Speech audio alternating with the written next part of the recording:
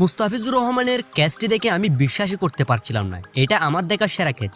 দর্শক, মুস্তাফিজুর রহমানের অবিশ্বাস্য ক্যাচ ধরা নিয়ে সংবাদ সম্মেলনে সবাইকে অবাক করে একে বলল MS ধোনি, যা শুনে অবাক সবাই।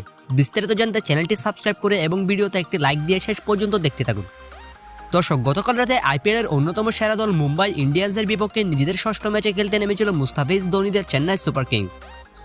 ম্যাচটিতে চেন্নাই সুপার কিংস জয় পেলেও সবচেয়ে বেশি রান খরচ করেছেন বাংলাদেশের কাঠার মাস্টার মুস্তাফিজুর রহমান। মুম্বাই ইন্ডিয়ান্সের বিপক্ষে 4 ওভার করেছেন মুস্তাফিজ, 4 ওভার করে খরচ করেছেন 55 রান, যা কিনা সর্বোচ্চ। গতকাল এত বেশি রান খরচ করেনি কোনো বলার। কিন্তু এত কিছুকে ছাপিয়েও আলোচনায় এসেছে মুস্তাফিজুর রহমানের অবিশ্বাস্য একটি ক্যাচ। তখন বোলিংয়ে ছিলেন পাতি রানা।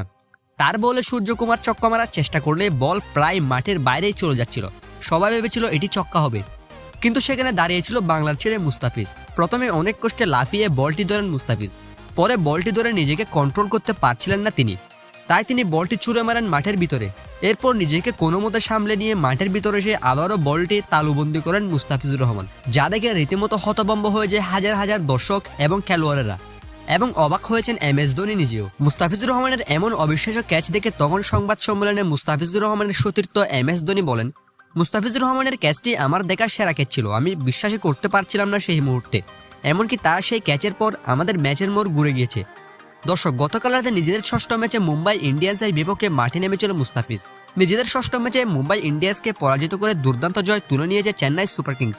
দর্শক, আপনি কি MS ধোনির সাথে একমত? আর মুস্তাফিজের ক্যাচটি আপনার কাছে কেমন লেগেছে আমাদের কমেন্ট বক্সে জানিয়ে দিন আপনার মতামত। তাছাড়া ক্রিকেটের সকল খবর সবার আগে পেতে চাইলে আমাদের চ্যানেলটি এখনই সাবস্ক্রাইব করে রাখুন। ধন্যবাদ।